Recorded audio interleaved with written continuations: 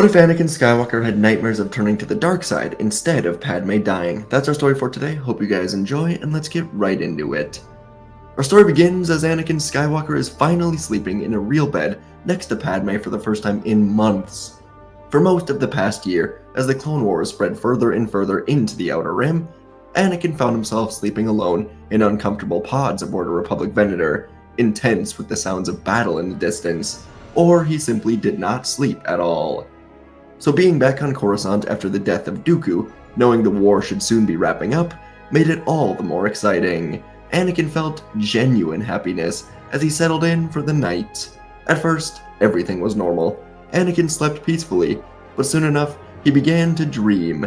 Anakin saw a Jedi transport ship flying away from him, and moments later, Anakin was surrounded by a red room. Sounds of lightning were being poured into the night, and moments later, Anakin found himself kneeling in front of a dark figure he couldn't quite make out. Anakin stood to reveal who was under the hood, but the dreams threw him into the Jedi Temple, where clone troopers were sprinting around, firing their blasters. Anakin realized his own hands were covered in blood, and he was holding his lightsaber, and next to his feet was a trio of fallen Jedi.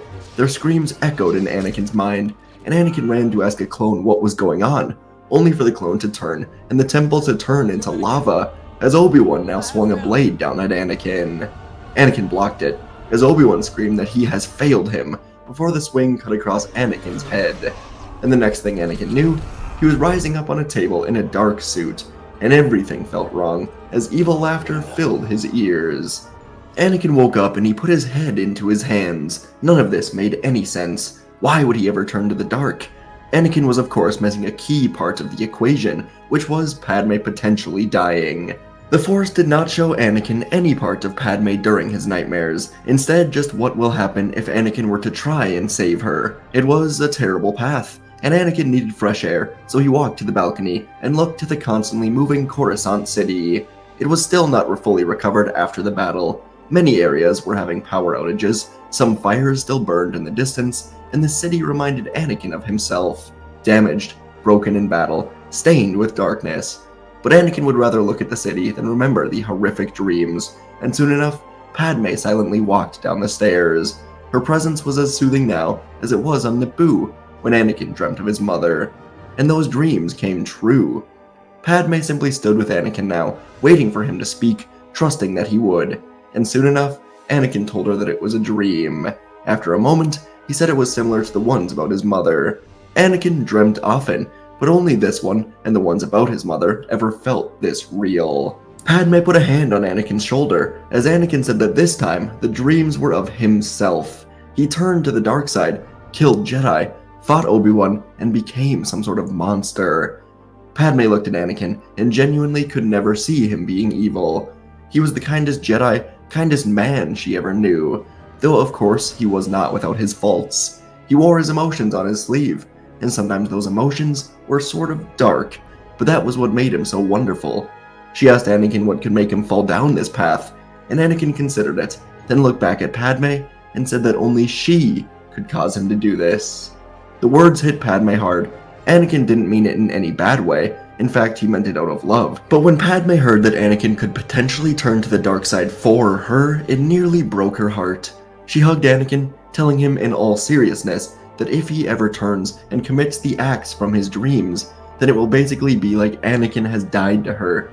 And of course, Anakin understood this. He was no murderer, at least to the innocent, and Padme told him that he dreams about his mother, and those came true, but these ones will not. So she urged Anakin to speak with the Jedi, but mainly to speak with Obi-Wan. And Anakin didn't sleep at all for the rest of the night, and in the morning, he scoured the temple, looking for Obi-Wan. The relationship between Skywalker and Kenobi was stronger than ever, but also more equal than ever. Anakin and Obi-Wan no longer saw each other as master and apprentice, but rather as brothers, as they fought together in the war nearly every day for 3 years. And when Anakin found Obi-Wan, the Jedi Master could quickly tell that something was wrong. Anakin debated between talking to Yoda or Obi-Wan about his nightmares, but he remembered when he fought Obi-Wan in the nightmares, so Anakin decided to speak with the man that he knew best. Anakin and Obi-Wan would stand out on a temple balcony, as Anakin said he fears a revelation is coming. The Sith Lord will be revealing himself, and Anakin said he is afraid of what will happen when he does. Obi-Wan looked puzzled, and he said that the Jedi Council is expecting the mysterious Darth Sidious to be revealed soon. The Jedi are squeezing their fist around the war. Dooku is dead, Grievous is on the run, and every day the Separatists are losing more planets to the Republic. So Obi-Wan said that whenever Sidious does reveal himself, it will be too late. Anakin was now shaking his head, telling Obi-Wan he is wrong, then telling Obi-Wan about his dreams. Anakin said he saw himself turning to the dark side, clone troopers invading the temple, the two of them fought, and everything went horribly wrong. Anakin told Obi-Wan he is afraid that something awful is coming, and he may not be able to control himself. This greatly troubled Obi-Wan.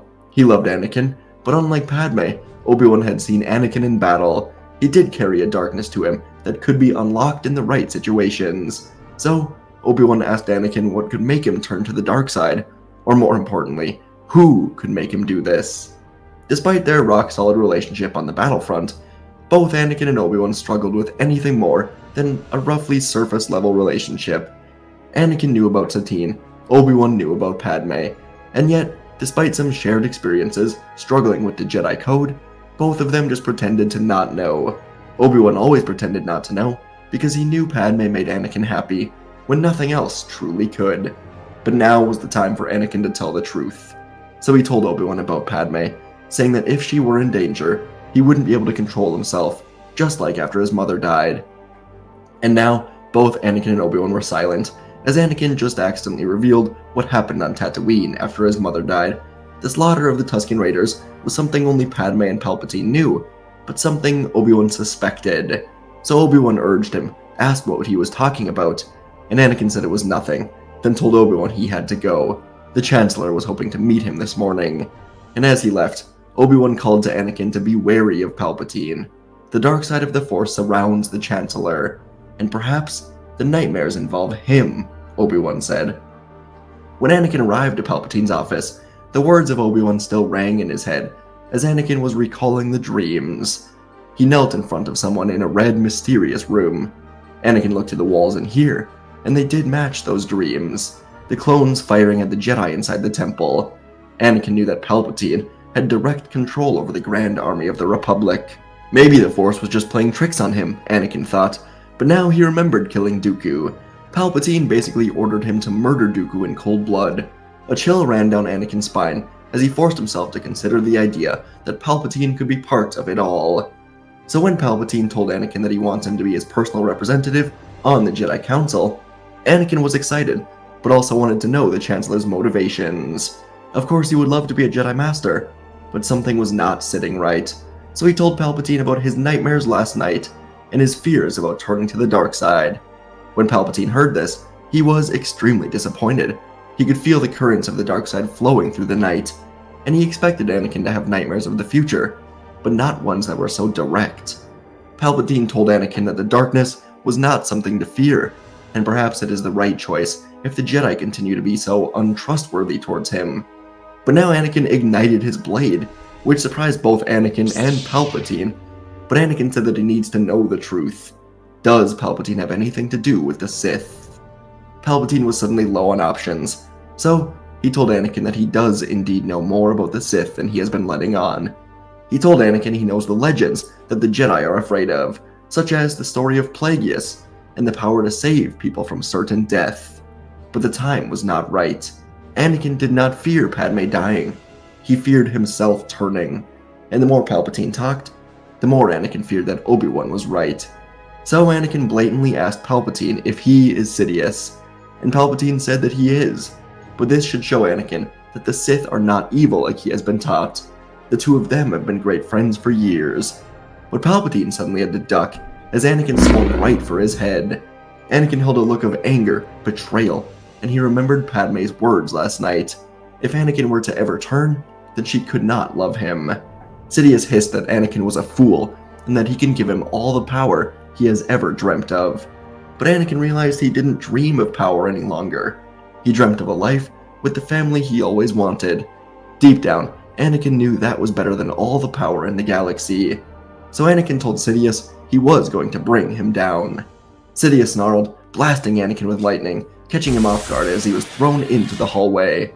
Anakin scrambled to his feet, burned but ignoring the pain, and he blocked a strike from a sudden red blade. Sidious moved like a shadow. It was power unlike anything Anakin had ever seen before, and Anakin flipped backwards down the stairs. Sidious knew he couldn't let Anakin tell the Jedi about this, so he chased after Anakin, pulling up his hood to hide his face from cameras and onlookers. Anakin turned to deflect a series of strikes in the winding stairs, as he once more turned to escape the strike from the Sith Lord. His heart pounded as he rounded the corner, lightsaber still at the ready. The building was mostly cleared of people, as Anakin was looking for Sidious. The red blade of the Dark Lord cracked to life as Sidious appeared at the end of the corridor now. He knew this building better than anyone, and he would not let Anakin escape. Anakin knew he couldn't face Sidious head-on. Not here. Not now. His only hope was to reach the Jedi Temple, but every step was met with the relentless pursuit of the Sith Lord. The two of them clashed again, lightsabers sparking violently, as Anakin parried Sidious's ferocious strikes. They fought through another winding staircase, the force of Sidious's attacks sending debris flying around the area. The metal railings were twisting and crumpling under the intense range of their duel. Anakin leapt from one staircase to another, using the force to propel him across the gaps, with Sidious following closely, his cloak billowing like a storm cloud. Anakin's mind raced as he navigated the halls, each turn leading him deeper into the heart of the building. Sidious gave him no room to breathe, no chance to regroup. Anakin needed a plan, a way to escape or turn the tide of the battle. And finally they burst into the control center, a room filled with blinking consoles, flashing screens, and Anakin yelled at all of the workers to get out of here. His eyes darted around, and with a sudden realization, Anakin slashed his lightsaber through the central power conduit. The room was plunged into darkness, and Sidious thought Anakin only put this room into dark. But no, Anakin cut the power for the entire building. And this would get the attention of the Jedi in Council. They were waiting on Anakin, as Palpatine was promoting him to the Jedi Council. They were going to have Anakin spy on the Chancellor, but as they waited for him, emergency reports came in from the executive building. The power to the entire building was cut, and there were reports from bystanders of some sort of fight, with a red blade being seen. The council members looked to each other, and all of them had the same thought: Sidious. So a squad of Obi-Wan, Yoda, Windu, and Fisto was quickly mobilized as they took off for the executive building. And deep inside the building, the control center was completely dark, as Anakin hid behind a wall in the corner of the room. He was completely silent, but he could still feel that Sidious was here with him. And from somewhere deep in the darkness, Sidious said that Anakin cannot hide forever. He urged Anakin to give himself to the dark side. And now Anakin realized the reason he was hiding. He wasn't afraid of Sidious. He was afraid of what he would become if he fought Sidious. The darkness stuck deep inside of him, the same darkness that was awoken versus Dooku, could be unleashed forever. Sidious said that turning to the dark side and destroying him is the only way to save his friends from certain death. And Sidious laughed before saying Anakin's thoughts have always betrayed him, and especially for his wife. Sidious said that he will not rest until Padme and all of Anakin's Jedi friends are dead, and this did the trick.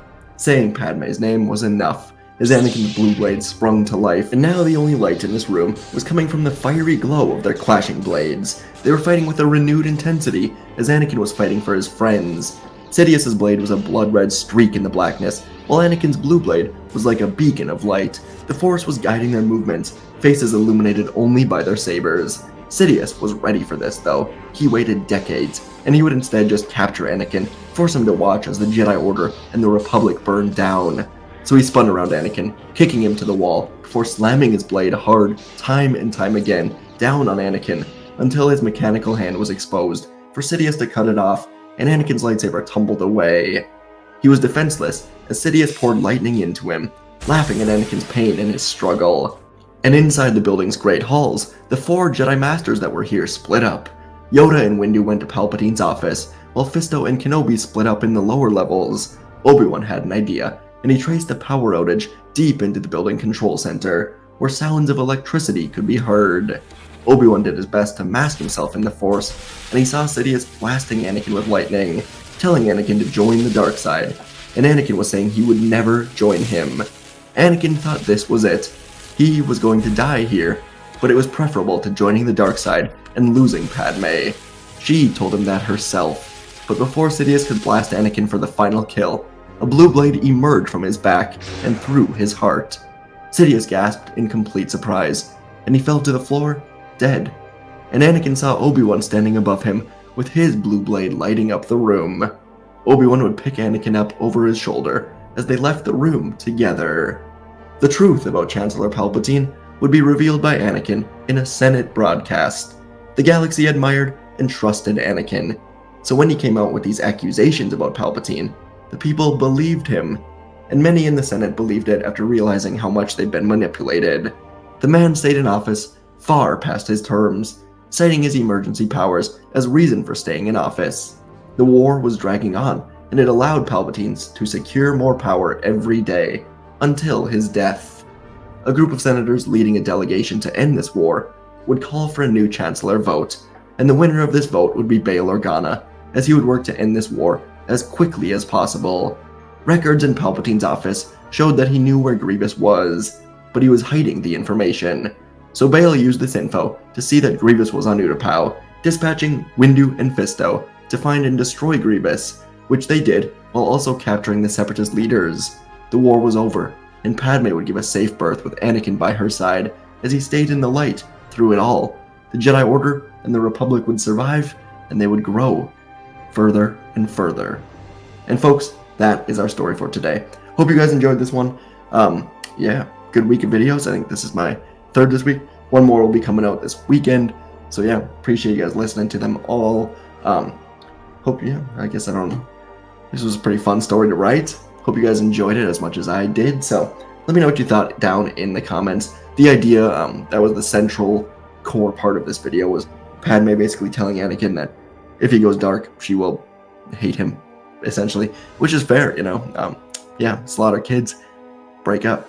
I think that's a fair deal. But yeah, wanted to really take that path, and I wanted to kind of mirror Vader and Luke in episode 6 in the dark room at the end of this story with Palpatine and Anakin, with Anakin basically being like, not doing it, not joining you, go away. So hope you enjoyed. Let me know what you thought, and I'll see you in the next video.